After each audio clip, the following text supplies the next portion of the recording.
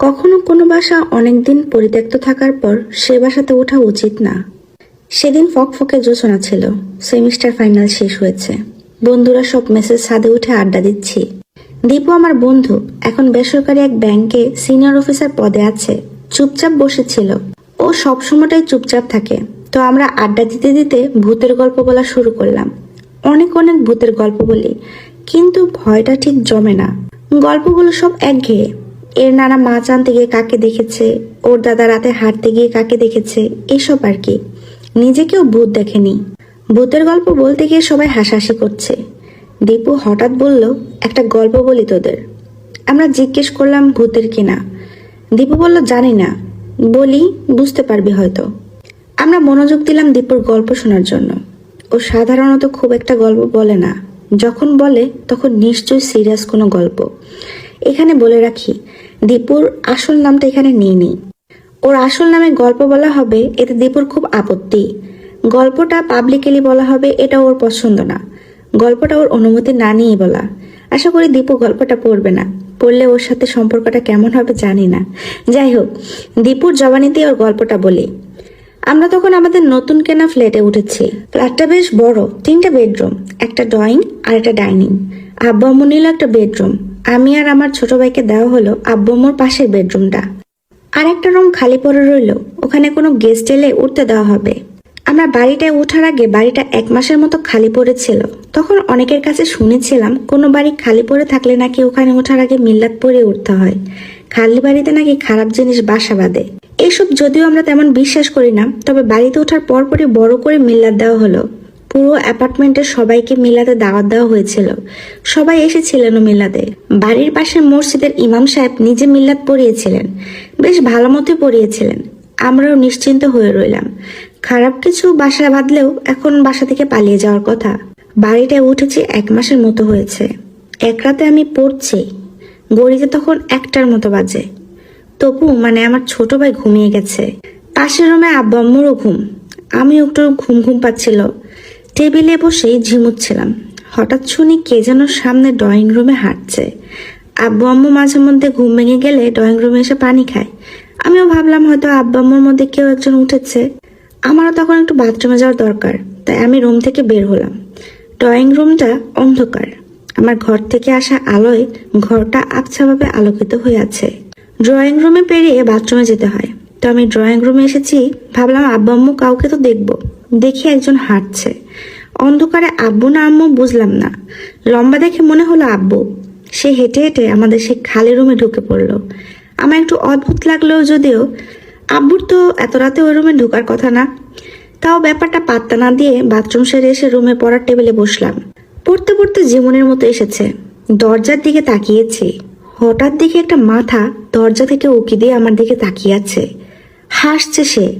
লোকটাকে আমি চিনি না। আমি খুব জোরে একটা চিৎকার দিলাম। আমার চিৎকারে তপু তো উঠলই। পাশের রুম থেকে আব্বু আম্মু দৌড়ে আসলো। আব্বু আম্মু আসার পর আমি কি দেখেছিলাম বললাম। আব্বু আম্মু না, একদমই বিশ্বাস করলো না। বিশ্বাস না করারই কথা। 6 তলার উপরে ফ্ল্যাটটা। দরজা ভেতর থেকে লক। প্রত্যেকটি জানালা আর ব্যালকনি রেলিং দিয়ে ঘেরা। এর মধ্যে কেউ একজন ঘরে ঢুকবে কিভাবে? আমি আব্বুকে বললাম, তুমি তো পাশের রুমে গিয়েছিলে, কাউকে দেখোনি? আব্বু অবাক হয়ে বলল, আমি কখন পাশের রুমে গেলাম? আজকে তো আমি উঠিই নাই ঘুম থেকে। আব্বুর কথা শুনে সত্যি অবাক হলাম। আব্বু ঘুম থেকে ওঠেনি, আম্মু ঘুম থেকে ওঠেনি। তাহলে পাশের রুমে কাকে যেতে দেখেছিলাম আমি? আব্বু আম্মু ব্যাপারটাকে একদমই পাত্তা দিল না। তারা উপসংহার টানলো যে পড়তে পড়তে জীবনের মধ্যে আমি উল্টোপাল্টা স্বপ্ন দেখেছি। আমাদের পাশের বাসায় যে আন্টি ছিল তার সাথে আমার খুব খাতির হয়ে গেল। তিনি এসে একদিন একটা গল্প বললেন। আমাদের ফ্ল্যাটের যে আগের মালিক, তার বাবা একদিন ফ্ল্যাটে একা ছিল।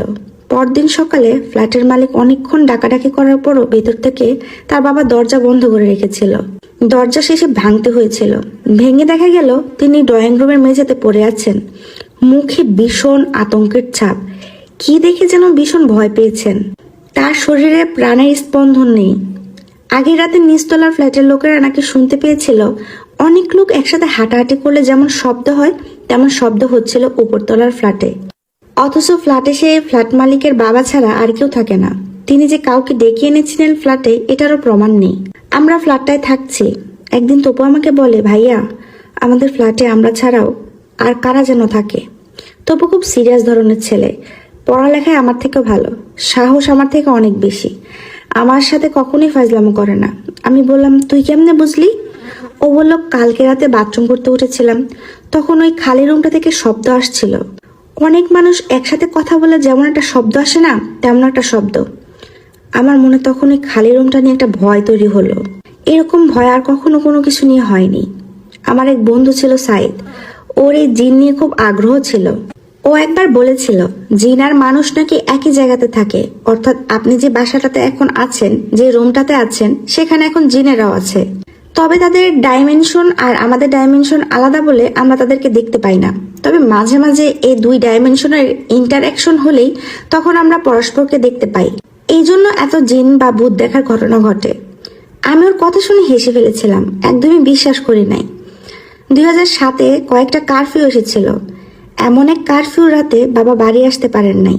অফিসের কাজে চট্টগ্রাম গিয়েছিলেন, সন্ধ্যার সময় ফিরে আসার কথা, কিন্তু বিকেলের মধ্যে কারফিউ জারি করা হয়েছিল, তাই তিনি আর ঢাকায় ব্যাক করেননি। বাসায় আমি, আম্মা আর তপু ছিলাম। রাতে খেয়ে দিয়ে আমরা ঘুমাতে গেলাম। আম্মাও তার রুমে ঘুমাতে চলে গেলেন। মাঝরাতে কার ডাকে যেন ঘুম ভাঙলো।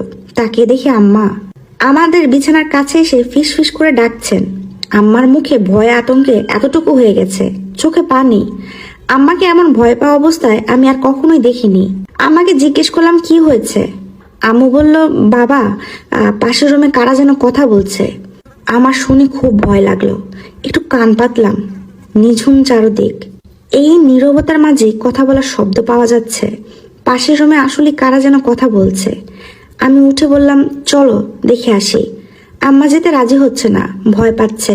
আব্বাও নাই, আব্বা থাকলে এত ভয়ের ব্যাপার হতো না। তপুও উঠে গেছে তখন, সে বলল, চলো দেখে আসি। আমরা দুজন উঠে দরজার দিকে গেলাম। আম্মা বারবার মানা করছে, আমার কথা শুনলাম না। দরজা পেরিয়ে ড্রয়িং রুমে এসেছি।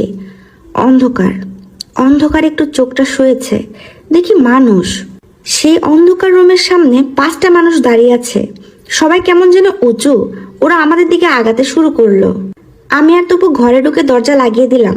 ঘরের বাইরে ওরা এসে দাঁড়িয়েছে। আমি, তপু আর মা জড়াজড়ি করে দাঁড়িয়ে আছি। হঠাৎ দরজায় বাড়ি পড়লো। বাইরের মানুষগুলো দরজায় বাড়ি দেওয়া শুরু করেছে, অনেক জোরে জোরে বাড়ি। তারা যেন দরজা ভেঙেই ফেলবে। আমরা 3জন চিৎকার করছি, বাঁচার জন্য চিৎকার। আমাদের চিৎকার যেন কেউ শুনতেই পারছে না। বাইরে বাড়ি দেওয়ার শব্দ বাড়ছে, এত জোরে বাড়ি পড়ছে দরজায়, দরজার কপাটটা নড়তে শুরু করেছে, ভেঙে পড়বে দরজা কিছুক্ষণের মধ্যেই। বাইরে কে যেন হেসে উঠলো, এমন ভয়ঙ্কর গলার হাসি আর কখনোই শুনিনি। বাড়ির শব্দটা চলতে চলতে হঠাৎ শব্দটা থেমে গেল। বাইরে আর কোনো শব্দ নেই, একদম নিস্তব্ধতা। তারপর আমরা দরজাও খুলিনি, সারা রাত দরজা আটকে বসেছিলাম। সকালে সূর্য ওঠার পরপরই দরজা খোলা হলো। দুপুরের দিকে কারফিউ শিথিল করা হয়েছিল জুমার নামাজের জন্য। সে সময়টা আমরা মামার বাসায় চলে গিয়েছিলাম, আর ফিরিনি সে বাসায়। বাবা পরে গিয়ে আমাদের বাসার মালামাল নিয়ে এসেছিলেন। বাবাও গিয়ে দেখেছিলেন দরজার কপাট প্রায় ভাঙা। আমাদের 3 জনের পক্ষে দরজার কপাট ওভাবে ভাঙা কোনো সময় সম্ভব না। দীপু এটুকু বলেই থামলো, আর কোনো কিছু বলার নাই তার, আর কিছু বলেও নাই সে। বাসাটার লোকেশন আমরা অনেকবার জিজ্ঞেস করেছি দীপুর কাছে, দীপু কোনোদিন বলেনি। এতে অনেকে ধারণা করেছে দীপুর গল্পটা বানানো। আমারও তাই মনে করতে ইচ্ছে করে, কিন্তু দীপুর মতো সিরিয়াস ছেলে এমন একটা গল্প বানাবে কেন যেন বিশ্বাস হয় না। হয়তো এমন একটা বাসা সত্যিই আছে, ঢাকা শহরের হাজার হাজার বাড়ির মধ্যে পড়ে আছে সে বাসা।